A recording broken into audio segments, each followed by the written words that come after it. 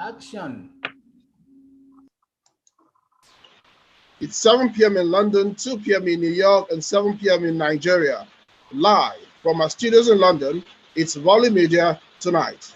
My name is Tony Mwisi. I'm your host for tonight. I've got a great show for you. But before we get started, I want you to know this is your show. I want you to be engaged. Join us tonight. You can connect with us on Facebook, on Volley Media, and on Instagram and YouTube. Again, my name is Tony Mwisi. Tonight, I have my guest with me, Mr. Stephen Afulukwe from Canada. He's a businessman. He's going to be joining us in today's conversation. Mr. Stephen, you're welcome to the show. Thank you for having me, Tony.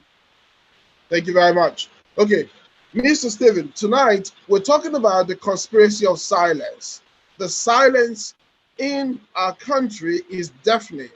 Okay, with everything going on, both with the constitution issue and with the issue of crime, the silence is deafening. Have you noticed the silence, Mr. Stephen, and what is your take on it? Of course, I've noticed the silence that is pervading every section of the country. And it's embarrassing, to say the least, that voices that are supposed to be crying out loud are not saying nothing because they are scared or they are worried about their source of milk, if I would use that word. They are worried about rocking the boat that where their income comes. Some of them are contractors to the government. Some are feeding off of the blood of our people. So yeah, their silence is condemnable in every ramifications. Church leaders, traditional leaders, state governors, local government chairmen, members of the House of Representatives, senators, and much more. All these people who are supposed to be crying out loud, as it were, they are saying nothing because maybe they think they are still okay. But I tell them, by the time this whole thing crumbles, they will be lying at the lowest bottom of the pit, just like the wall of Jericho fell and destroyed everybody in that city except the woman that was saved with her family. Those that are now staying silent in Nigeria, they will not be saved. They will not be secure. In fact, no part of the world will be safe for them to go to hide. So it's better that they wake up now and begin to speak against what is going on, what is unfolding, the insecurity, the constitutional force majeure, the lack of nation to fall back on, because right now we have no country in Nigeria. Yeah, I mean, you make a very good point there, especially when you talk about the people you've listed, the governors, the senators, the local government chairman, and you mentioned also the traditional rulers. The traditional rulers are known as the conscience of the people, the leaders, the elders, isn't it? These are the fathers of the land. I mean, but they all seem to be so silent. I mean, what do you think is the reason for their silence? Why are they silent? Well, I believe that their silence is directly influenced by the fact that they receive handouts from the state. They are, for example, in any of the states, you know that the traditional rulers are beholden to the state governors who give them handouts, who give them vehicle, who employ their children in different positions in government ministries or offices. So because of this, they don't feel like it's necessary for them to say anything. Just like, I believe it was early yesterday morning, I woke up and I checked my news sources. And one of them said something that anybody that is supporting a referendum call or whatever that will change the trajectory of the country, that they should resign. This is what the government is saying. So now you wonder, is it about the government or about the people? So nobody is really speaking for the people. The government, for example, the government of Muhammadu Buhari thinks that it's about him, and it's about the government. So they don't know that the essence of the government is the people. That if a government draws its power from the people, then it has to cater to the people. And I will give one example here. Yeah. In the last few weeks, 215 unmarked graves were discovered in Kamloops, British Columbia, containing young native children, Aboriginal kids that were put in Catholic residential schools. Yeah. About 3 days ago, 751 got discovered in another province called Saskatchewan. Yeah. The Canadian Prime Minister apologized and said that he's ashamed of the history of the past of this great country. Yeah. And as this was going on, 4 Catholic churches, 2 in British Columbia, 2 in Ontario, has been burnt down because the people are reacting to what is happening, what is coming out into limelight. What they're saying. Yeah. Yeah. So, but you can see that the government of Canada wasn't grandstanding. They were not telling people, oh, what about, we have nothing to do with it. It happened way before the Prime Minister was born. This incident happened before the current Prime Minister was born. But he's apologizing and reaching out to the people and saying, I will provide you the funding to check more residential school areas, to check if there are burial sites where children were buried secretly without any knowledge of their parents. They got atrocities. Yeah, they got disappeared. Now, when you compare that to what is going on in Nigeria, I don't even know how to describe the situation that is developing in Nigeria. That we have a government that thinks that it's about them and not about the people. How can there be government without the people? Where are they drawing their power from? And so the existence of Nigeria is a highly questionable venture because it's more or less a fraud against the very people they're supposed to be reporting to. The Nigerian government needs to be reporting to Nigerians. No, instead they think it's about them, that any question about what they are doing is considered treason. It's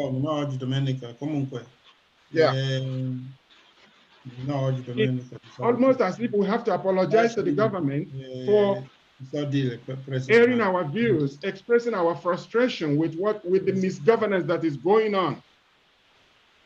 I mean, a president has essentially divided the country. He is playing this divide and rule, which the British are well noted for. The Fulani are doing it in Nigeria now, and our political elite, religious and traditional leaders, they are all pretending like everything is well. Oh, don't rock the boat, don't say nothing, it's okay. Maybe it is the will of God, and I reject it. I said to them, it is not the will of God. Yeah. That can never be the will of God.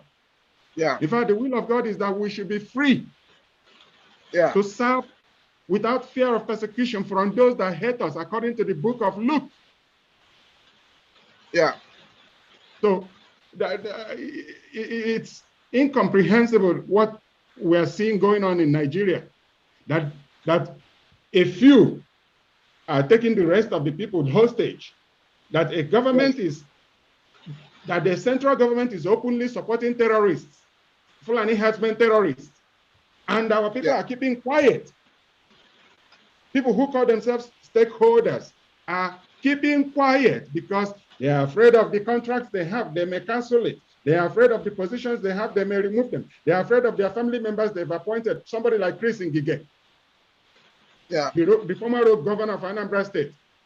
He has about 5 or 6 family members in government. And so he thinks that we should bow down before Muhammad Buhari because he's doing a yeoman's job.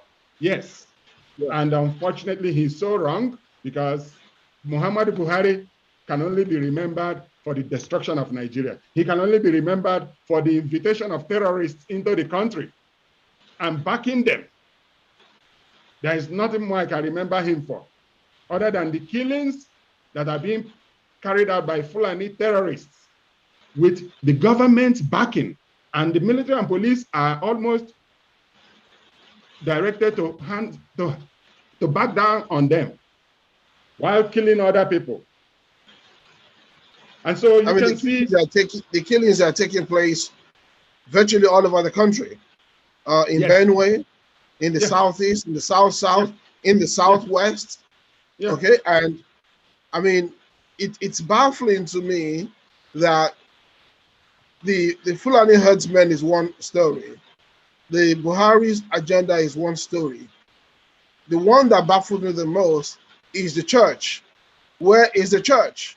Where are the GOs? Where are the general overseers? Where are the men of God? Okay, apart from Paul Adefarasi, Pastor Paul, brave and courageous man who has spoken out publicly, stating that the Nigerian constitution is a scam and telling governors and politicians not to speak to us about it. Apart from Pastor Paul Adefarasi, I have not heard Bishop Adeboye. I've not heard Papa Adeboye, right? I've not heard Bishop Oyedepo on this. I've not heard Pastor Chris Oyakilome. Where are these men of God? I've not heard Pastor Matthew Shimolowo of Kingsway Church. I've not heard any of them on record, addressing the issues of the nation. I mean, Nigeria is a very religious. So, I mean, what do you make of this? These are men of God. They're not so-called. They are men of God. But what do you make of the deafening silence? Someone says your eloquence is so loud, I can't hear what you're saying. What do you make of their deafening silence? Well, their deafening silence only points to one thing: fear. Fear. That is the fear factor. What are they afraid of? They're not in the payroll of the government. Yeah, some of them are afraid of being persecuted. Fear of persecution. Remember a few years ago, Prophet Johnson Suleiman, the pastor somewhere in Warri or Delta State somewhere, got hounded for speaking out against the Fulani herdsmen. Right. And for challenging the government for doing nothing about it. Yeah. He was ridiculed and hounded. And there was a time that a musician in Benue State, Tu Baba, wanted to lead a demonstration against the killing of people in Benue State. And when the pressure was on Tu Baba to back down, he completely disappeared from the scene because he was scared of his own security.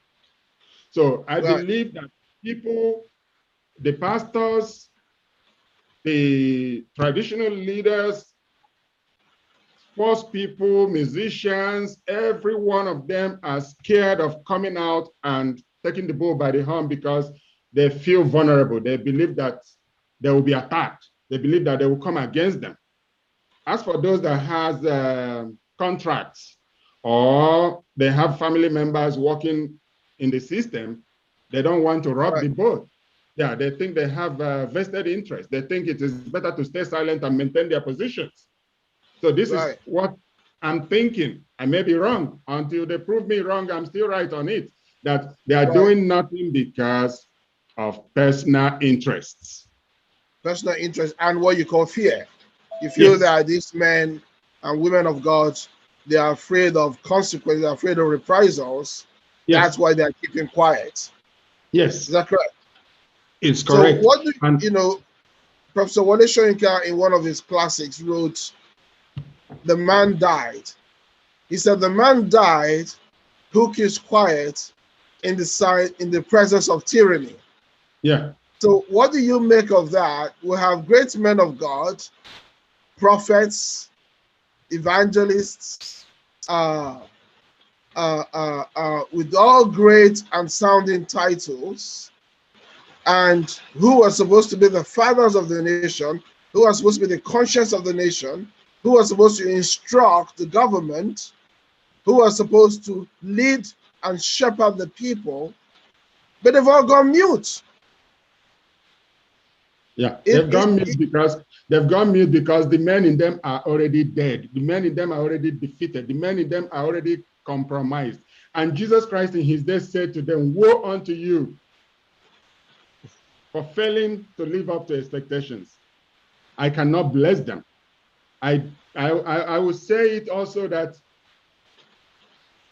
any pastor that doesn't know what is going on, that it is not the will of God the way Nigeria is, and they call it the will of God, they are false pastors, they are false prophets and false teachers.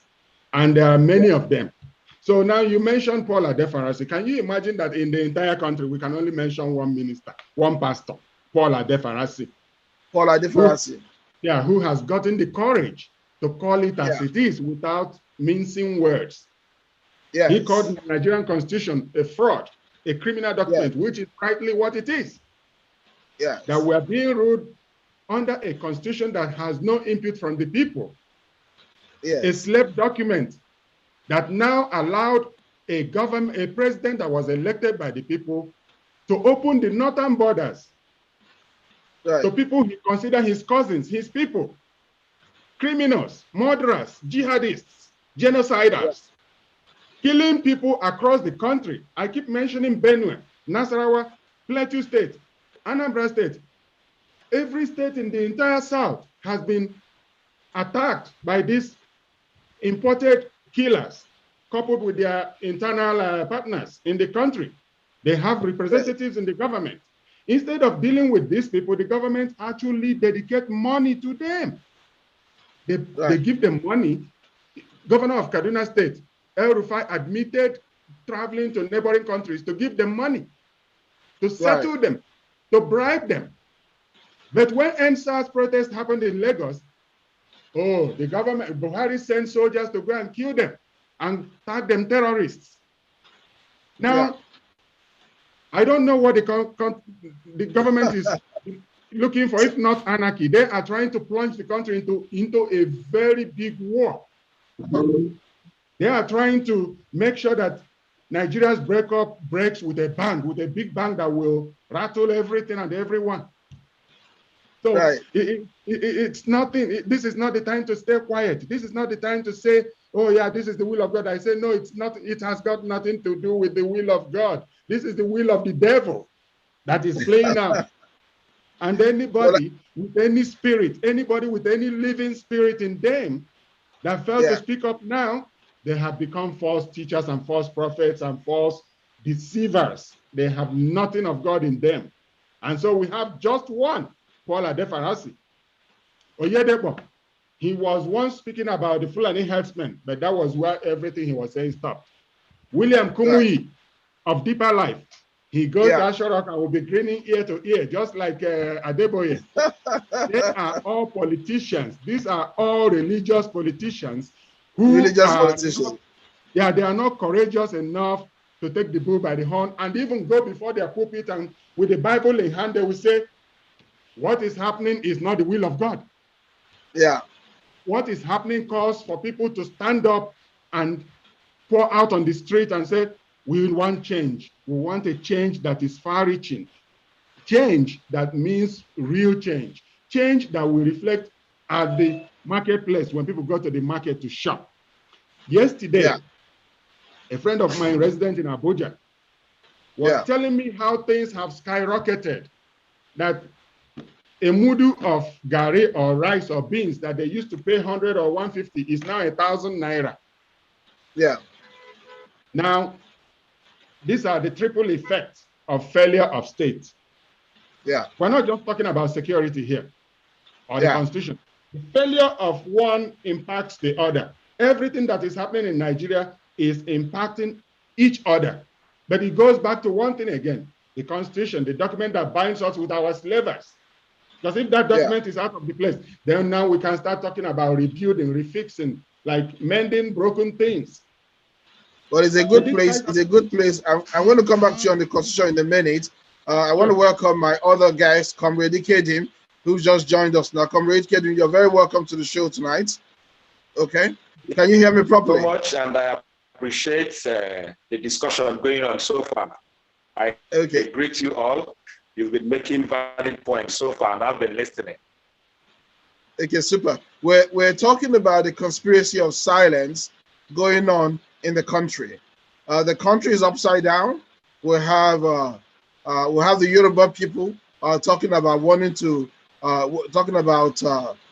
self-determination. We'll have the Southeast and the South talking in unity, talking about self-determination. We'll have crime all over the country. We'll have people being slaughtered like ram, like goat, their hearts being cut out, their lungs being cut out. We'll have all manner of crime taking place from Benue to Southeast to South. Yet, the fathers of the nation are quiet. The traditional rulers are quiet. The church, the pastors are quiet. The GOs are quiet. The politicians are quiet. What do you make of this, sir? It is appalling. It is too bad. The situation is falling apart. The nation is falling apart, and everybody is quiet. And I keep saying this. What we need is a collective effort. It is a collective effort, and when one thing is put in place, the rest of the things will start to fall in place. But everybody is quiet. Why? they are all partakers in what is happening. They are Right. all reaping. Yes. Because if they say the truth, in fact, I see it as they are not patriotic. They are selfish. They are greedy people. Everybody, not just the leaders, because most times I try to blame the citizens themselves. I try to blame the citizens because if most time when we say a leader is corrupt, a leader will not go to the polling units to go and rig election. We are the masses that are being used to carry out those evil acts. Do you get the point? Yes. Yes. When something goes wrong, the masses are being used. They use the youths against ourselves to execute ill behaviors, ill things. Those killings that are going on in Nigeria are not done by those leaders. So there was a time they wanted to do the end Buhari and the end bad governance. Then I begin to say no, because this same group of youths that are saying let us go and protest, in the next coming election, they will still go and collect money. They won't vote their conscience. So from time to time, the masses do not understand the power they have in their hands. They don't. We need a proper sensitization in this country. And which will start from the grassroots. But poverty has eaten so deep. Poverty has eaten so deep in our society that people do not want to hear, come, let us do this. There is no patriotism anymore. There is no volunteers in whatever you want to do. Unless the only calling they want to hear is they want to share money. If you call them, come, let us go and discuss one thing or the other, they will tell you how much are they sharing. So you see, when those politicians give a call, I am coming to this place, they will still gather. They will still use them because they know we are left in poverty. People are poor, people are hungry. That is why they are interested in stomach infrastructure. When you talk about the constitution, everybody will follow you. They are happy when you're talking. Yes, they are happy. They are happy. Let us restructure Nigeria. But when you tell them these are the steps, one by one steps that we'll have to take to execute it, you see everybody backing out. They don't have time. They claim they don't have time, but a lot of time, it's sad, but we must say it. It's sad. So people are silent because they know it benefits them. If an average youth say no, a no will remain a no.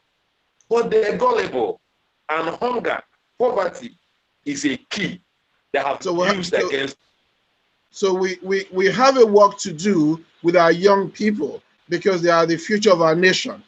I hear you loud and clear, sir. Clearly, our young people are the victims of this government that we have, and also the conspiracy of silence. So I want you to speak to young people who are listening to you today and tell them what they need to do, okay, in order for us to begin to turn this nation around. And this issue of stomach infrastructure and their duty as citizens in terms of their votes and participating in governance. I want you to look into the camera, sir, and talk to young people so they can hear you in a language that clearly they understand, in their own language, that they may understand what you're saying. What is your message for young people, sir? I keep saying this. From time to time, I keep hosting seminars, calling them, come, let us talk about how we can make this work in our society. Because this is the only country we have. Nigeria is the only country we have. And it's our responsibility that power is not given. We must come together and take it by force. We must come together. We must understand the power we have as the masses, especially the youth, because we constitute majority of the number of people in Nigeria. The youth has the higher number of people in Nigeria. And if we're able to come together, we must find the unity. We must find love among ourselves. In as much as we are clamoring for goodness, there is hatred in our hearts. And that is why they keep taking advantage of us. The youth must calm down. The quest for quick money is bad. It is leading a lot of us astray. People no longer believe in work today, save tomorrow, build up, and become something tomorrow. They no longer care about those things. These are steps we must take it's not going to happen like a miracle. It must be a step by step. It is a process. So when I keep talking about these things, when I keep calling them, it becomes so hard because they are hungry. If you call them without promising them that you're sharing money, they will not come. So that mindset of money we need to drop it first. We need to be patriotic. Okay, from time to time I keep and honestly, let me tell you, the system is already corrupt. There is nothing you tell an average youth now that he or she will listen. There is nothing. And that is why there was a time I have been sending several letters to the government. If they can in the education system, if they can add human rights, at least from upcoming, when they are still kids, they understand, they know their rights, they will understand their capacity, they will know when to say no. We teach them patriotism, what it means to be patriotic, and we must begin to appreciate patriots of this nation. Because, for example, let me give you a good example why our youths are going astray. Today, in Nigeria, we no longer celebrate intellectuals. We don't. We only celebrate movie stars, musicians, footballers, and so on. And when the kids look at them, they look up to those things they see on TV. In Nigeria, when a kid is growing up, you see when they have unpolluted mind, you see them, I want to be a doctor when I grow up. I want to be a lawyer. But eventually, when they grow up, they drop those ideas because they know it's not trending. They know it's not trending. You will see a musician, will celebrate them and signing endorsements for them, and they're collecting millions, living large. But when a graduate from an institution graduate, he or she will be in the street wallowing in poverty, wandering from place to place. Then that is why we've generated a slang in Nigeria. We say school na scam. Right. Because at the end of 3 years, 6 years primary, 6 years secondary, 4 years in the institution, the person ends up with nothing. But when a terrorist or a headsman kill people and they call them and give them amnesty, they rehabilitate them and reinstate them back into the system. You see? So how do we celebrate people who are intellectuals? How do things that will change the future? As for the youths now, they are corrupt and nothing can change them. I have been on it. That is a good point you made. I can categorically tell you, if you call the youth today, come, let us do a seminar, come, let us talk about this. If you don't promise them you're sharing money, you're not seeing anybody. But whenever a politician who is known to be a money bag calls them, you will see them in thousands. Comrade, let me stop you there. Because they definitely know. Comrade, Comrade, let me stop. Let me come back to you. Let me come back to you on that point. I want to go back to my friend, Mr. Stephen Afulukwe from Canada. Comrade Ikedi makes a strong case there. He's saying the politicians have corrupted our youths. As a result of that, poverty is pervasive in the land. But what is the role of the elders? That is the question I'm asking, sir. What is the role of the elders? What is the role of the church? What is the role of our, well, let's put our governors aside for a moment. What is the role of the pastors, the churches? What is the role of our traditional rulers, our elders, the ones that speak to us in the market square, the ones that speak to us, that tell us all these tales by midnight? What is the role of this? I want Mr. Stephen to come in and weigh into this conversation, and then I'll come back to you later, sir. Mr. Stephen, what do you say? Well, let me say what I probably touched on before, that the elders, the pastors, the evangelists, the merchant politicians, they are all compromised. The system is so corrupted that They believe it's winner takes all, and the highest bidder gets it. And so the people are beholden to whoever is calling the shots without any regard to their integrity. Integrity is not a word that is applicable to Nigeria as we speak. That's why criminals will get into government and claim to be people of integrity, like Muhammadu Buhari. A coupist now shows up, tell people, oh, I'm a repentant dictator. And he goes into government and brings in all kinds of dictatorial tendencies to play. And so the people, these so-called traditional leaders, pastors, everything about Nigeria is so corrupt that we cannot even get anything out of it until we deal with the constitution. When we get rid of the constitution and go back to the regions for regional constitutions and have the people vote, then we can now begin to build from ground up. Right now, the corruption, the destruction of the system is so deep that, like my brother was saying, Ikedim, if you don't have money to give, nobody is paying attention to whatever you're saying. So this is the dangerous situation that Nigeria is into now. People have been greatly destroyed. People have been destroyed by poverty, by need, by want, by lack, that even if the devil presents anything to them, they will grab on it. And I don't know. In order to survive. Yes, I don't know what else comes close to describing the devil in action than the political elite or religious elite that is parading all over the place. I mean, we have all seen different videos of our traditional leaders from Anambra State dancing, sharing money, dancing among themselves with, what is his name? This politician from Anambra State took some of them to Abuja to see Buhari, which eventually they didn't see, and he turned around requesting for refund. So because the people are so long-throated, they are just hungry for money.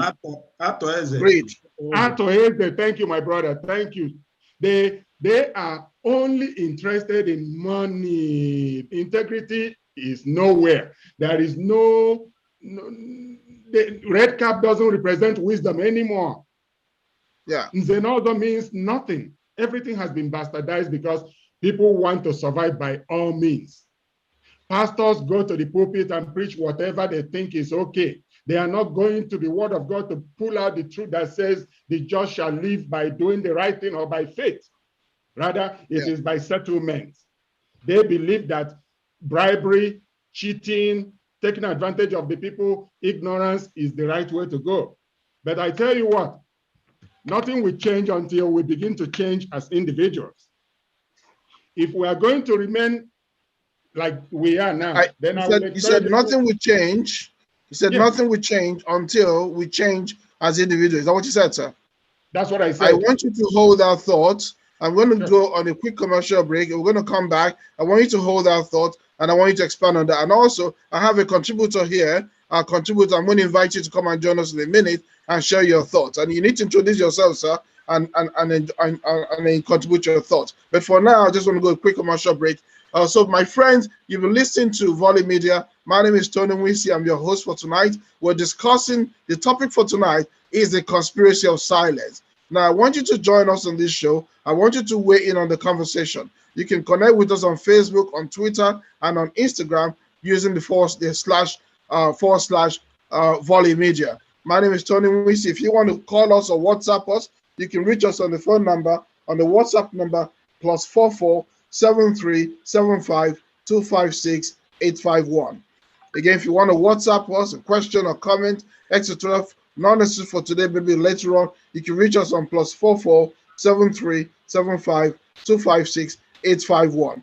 And also, if you belong to, this is all about LNC by Lower Niger Congress. So I want to hear from people from the Ogoni area, the Calabar area, the Kalabari people, the Shakiri people, the Urobo people. I want to hear from you. This is your show. This is all about the Lower Niger Congress, okay? And if you're a presenter from that region, we want to hear from you as well. Contact us because we want to reach the indigenous people. These are the owners of the land, the local people, the Urobo people, the Shakiri people. We want to hear from you. Again, you can reach us on +44 7375 256-851. Alternatively, you can connect with us on Facebook, on Instagram, or on Twitter using the link /Volley Media. My friend, my guest here, please welcome to the show. Introduce yourself quickly. We're talking about the conspiracy of silence. The nation is upside down. Crime is running one term, and then people are being slaughtered left, right, and center. And we have the issues of the constitution. Yet our traditional rulers are keeping quiet. Our governors are keeping quiet. Our pastors and bishops and GOs are keeping quiet. We can't hear what they're saying. They're not talking to us. What is the reason? Tell us. Talk to me, sir. Thank you very much. Thank you. Yeah, my name is Honorable Matthew Ogaraku. I'm calling from London. Yeah. I need to speak up, Mr. Ogaraku. I need to speak up, sir, so that the audience can hear you. I repeat again, my name is Matthew Ogaraku. I'm calling from London. Yeah, the question of conspiracy, as we know it, has been an issue that has been in Nigeria for some time now. But I think what the public should know, but mostly those who claim to be in authority should know that there is time for everything. There is time for everything. Listen, every duty calls for responsibility. Every duty calls for responsibility. Negligence can never take you, you cannot avoid things that must be done. Negligence must always return there to wait for you. Running away from responsibility is not a solution to it.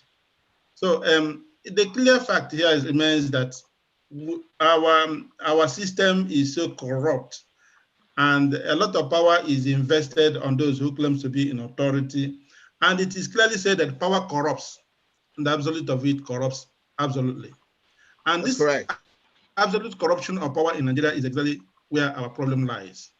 Now, people are no longer interested in trying to contest the content of this power. Everybody is trying to work towards getting this power. That is why somebody referred to Buhari as contesting for good 4 times to become president and using every instrument on earth to do that. Because they knew that this power becomes so absolute in Nigeria, in fact, next to God in Nigeria, unfortunately. Why? Because when you have authority, when you have office that are not responsible to the people, you are not accountable to the people, you do what you want, unfortunately. Then what does that mean? A lot of people runs around you to benefit from, either by protection or by advantage of economic gain. Thereby, everybody gets myopic reasoning, looking for the highest authority to say yes or no. And that's how it is. The logic is not there. Merit is not there. What do you call it? Right, equity is not there. That's what is killing us in Nigeria. Why is it killing us? It is because every other person now who's supposed to have spoken against the evil that we have in Nigeria today are afraid they will lose their benefit in political gain, maybe today or tomorrow. But it is even worse than that. It is not just fear, it is true. Nigeria did not give you a right of expression. Let us start even from the time of Delegiwa and a lot of other things that follows it in now. It is clear that all those who speak against government in Nigeria are being persecuted. And then when this issue comes, not everybody has this courage to go about it. And it's not good. The funny thing is that it's not even helping he who is in government, because yes, thank God we have this so-called democracy have a limited time to be somewhere, after which you stay calm. At least Obasanjo is calm somewhere there, being commanded by another person. Jonathan is calm somewhere, being commanded by another person. Maybe Buhari, by God's grace, will be somewhere someday. But however, why should we allow ourselves to, I still remember, let me just take this a little example. America fought for independence. And when they got their independence, they wanted to make up another king to rule them just like you have in Britain. However, some people reasoned out, how can we fight so much, lose so much blood, and then come back to re-enslave ourselves to yet another person? Why not we create an office that has that maximum power but limited authority? That's why what we have today, presidency, that has the maximum power but limited. So when you are there, you know that you be what you are, and when you leave, you leave. So I think that's the mentality that's supposed to come in Nigeria. And more importantly, again, is a situation where we play on ourselves. You know that. Okay, last election we heard of what they call it, computer readings that's supposed to have given us the right result of the election. No, it is said yes, it can be used for election, but it should not be used for what judicial purposes. Then what is the need for it? Which computer office, which social network will you use without having a memory?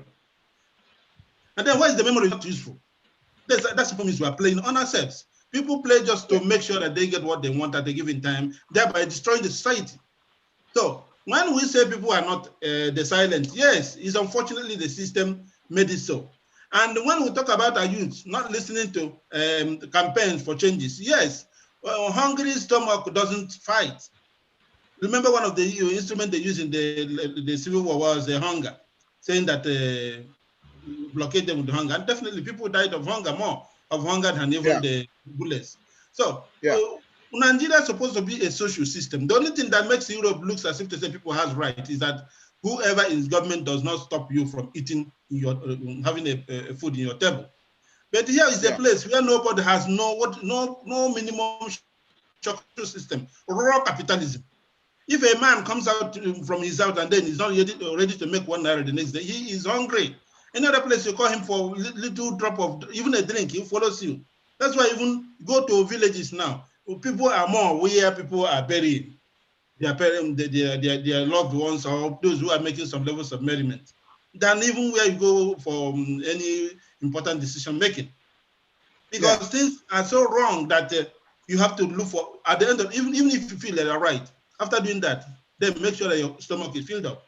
Then if the system is not paying, unfortunately, and then somebody created the system to be the way it is, to make sure that our people are following the line of those who has authority. And then that's exactly where it takes us back to this issue of maximization of authority, maximization of interest, maximization of system. So when we say people are not complaining, yes, are not trying to work. But however, I want to bring us a very good message, which all of us may have known. NINAS has come in to bring in they break the camel's back. The constitutional force majeure of the 16th of December 2020 has proven us where our problems are coming from, which is the constitution, because all this issue of maximization of power, corruption, immunity are all based there. Let's go back, let's amend this constitution. If it means going our own way, good. If it is even coming back as a confederated body where people's rights are respected, so good. But definitely, that's where to start. Thank you. Well, that is a good point that you make. I want to come back to my friend, Mr. Stephen. Clearly, if the politicians are not speaking, and the traditional rulers are not speaking, and the pastors have totally given up on Nigeria, what do we do? What is the option left for citizens? I really want you to weigh in on this, gentlemen. I want us to look at where do we go from here as citizens. What hope is there? If you look at the politicians, there are about 200 of them, maybe 500. If the people in government, you have the National Assembly, maybe in total, maybe you have 1,000 people. Okay, with their cronies, they're 2,000. But the population of Nigeria is about 180 million. So how can 2,000 people hold 180 million captive? I want you to weigh in on that, because I want to see, and I want citizens to be able to participate in this and hear what they should be doing, and so we can get some good perspective on this. Mr. Stephen. Sure. You remember my last comment was nothing changes until we do. And I may not blame somebody for getting brainwashed, for being misled. I mean, missing your way is not a problem, but finding somebody that is leading you the right way and ignoring it, that's when you become responsible for getting lost. Right. And this is where the Lower Niger Congress and the Nigerian Indigenous Nationalities Alliance for Self-Determination comes in. Okay. When NINA showed up on the scene, the first thing you were hearing from government agents is, oh, these are people who are disgruntled position seekers, people who are looking for contracts. That's probably what they're looking for. Unfortunately, they don't know that these are people who are dedicated in making sure that our people are redirected to the right path, to nationhood. Right. And I want to disagree with my brother Ikedim. Nigeria is not the only country we've got. There are emerging nations already out of this Nigeria that is purely dead. Nigeria is gone. Like I said before, it takes the people to have a country. It takes a functional system to have a nation. The nation dies. The nation dies, that becomes a dictatorship, a one-man's private estate, or a group of people's private estate where their meal ticket comes from. Now, what do we do? What is left for our people is to key into the right sources. They may not even like the message they are given them, but that bitter pill, they must swallow it. If our people are going to test liberty, if our people are going to test freedom, if our people are going to know what real citizenship is, what the value of citizenship is, they must swallow this bitter pill and put their pride away and recognize the fact, oh, we've gotten lost. We've been misled. We've been brainwashed. Yeah. What does this message say? The message says that we have to go to regional referendum. Yeah. Through the constitutional force majeure that took place on December 16, 2020, which has been affirmed over the months to this day. Nigeria does not really exist in the real sense of, in the actual sense of it, it doesn't exist. Nigeria has become a bastard, like nobody. It belongs to nobody. Nobody is ready to die for Nigeria. In fact, Nigeria is not worth dying for. That's why people go to their tribes. They go to grab their tribe because no country is holding them. About 20 they don't have a stake. They don't feel they have a stake. There's no stake. About 20-something years ago, a young American traveled to Malaysia and broke a little law and got publicly flogged. The American government reacted to it. Yeah. I can tell you that Nigerians are getting killed all over the world. Nobody cares about them because they don't even care about the Nigeria within Nigeria. Within Nigeria, how much more the ones? How much more bothering themselves with those that are thousands of miles away? It's more like good riddance to nonsense as far as the government is concerned. So right now, the only hope left for our people, because if we touch on all this problem and we don't offer any solution, then we've done nothing. There is hope. The hope is the message that Ninas is putting out there. Right. That our people should key into the call for regional referendum so that we can either recommit or we find our way out. Because this situation cannot continue like this. If it continues like this, it will consume everybody. Yeah. So the people, it is in the hands of the truck pusher, wheelbarrow pusher, bricklayer, block molders, carpenters, all these people that are suffering indignation from the hands of the corrupt political elite, it is up to them to stand up and recognize the message that is coming, because they will be getting all kinds of false messages. But within that false messages and everything, there is one voice that is crying out, saying, this is the way to go. Your problem is the Constitution. Within the Constitution lies 68 exclusive items that no state can touch. So what do we have at the states as governors? They are nobody. They have no authority. Right. Do you know that in my province here, the premier speaks about referendum? If the province feels that they are being taken advantage by the central government in Ottawa, they talk about referendum. We're going to do economic referendum. There are all kinds of referendum. But now we're talking about political referendum in Nigeria. Yeah. Which will give freedom to the man in Kalabari, to the Ijaw who feels that he's been marginalized, who feels that the oil in Ijaw has been used to develop Sokoto and Kaduna to the disadvantage of Rivers State and Bayelsa. Yeah. It will not happen until the people actually realize what is happening to them and begin to key into the source that is guiding them right. And that is where Lower Niger Congress and the Nigerian Indigenous Nationalities for Self-Determination comes in. This unity, this call, if our people don't take advantage of it, I'm totally sorry for them. So all hope is not lost. No. As bad as it is, people have hope. That's what you're saying. There is a way Yes, out. sir. There's a get out of jail card, which is the NINA solution, which is the LNC solution. I Yeah. want Comrade Kedim to come in. I don't know if you're still there. I can't see you. Comrade Kedim. And also, are you there, Comrade Kedim? Can you hear me, comrade? I can't hear you. You need to unmute yourself so I can hear you, because you know what my friend Stephen here is saying is that there is hope. All is not lost. It is not as hopeless as we thought it is. But you know there is a solution, which is the NINA solution. But citizens have a duty. So the people of Calabar, the people of Ogoni, people of Calabar, Cross River, Efik, all those indigenous people in the lower Niger area, they have a duty here in order to make this thing happen. The Igbo people, of course, as well, they all have a duty here. So I want you to look into the camera, sir, and I want you to talk to the man from Efik, you know, who is throwing his hands up in the air and saying, oh, this is hopeless, there's nowhere to go.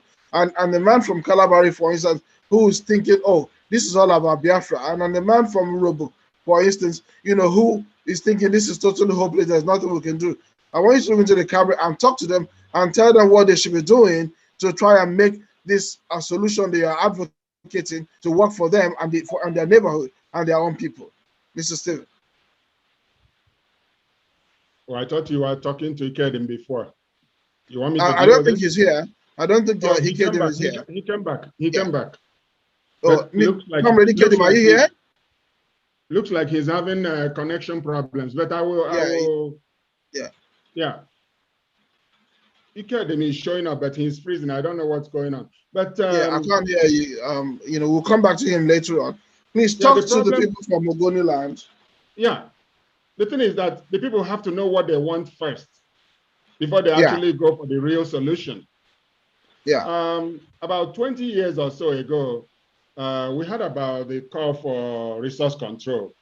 And when that was going on, we said, why not go for the real deal? Why not ask for an independent nation state? Because we have nations that are thriving today that are less than 1 million in population. But you keep hearing people talking about resource control as if the solution lies in the resource control.